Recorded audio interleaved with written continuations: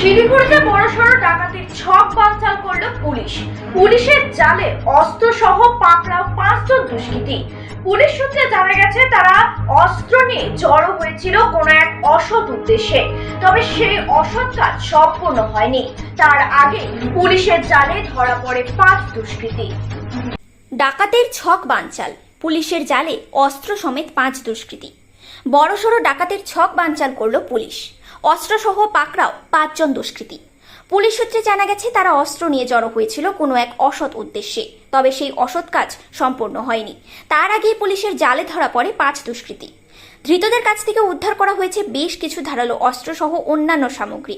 উল্লেখ্য, শনিবার রাতে গোপন সূত্রে খবরের ভিত্তিতে শিলিগুড়ির সাউথ কলোনি এলাকায় অভিযান চালিয়ে মানিক সরকার, বাবু রায়, প্রসেনজিৎ বর্মন, আতারুল হক ও সমীর ভক্তকে গ্রেপ্তার করে এনজেপি থানার সাদা পোশাকের পুলিশ। এই বিষয়ে আরও জানা গেছে ধৃতরা এনজেপি থানার অন্তর্গত মাদানী বাজার ও গোড়া মোড়ের বাসিন্দা। এদের বিরুদ্ধে অভিযোগ রয়েছে একাধিক অসামাজিক কার্যকলাপের। আজ ধৃত 5 জনকে জলপাইগুড়ি আদালতে পেশ করা হয়েছে বলে জানা গেছে। ঘটনার তদন্ত শুরু করেছে পুলিশ।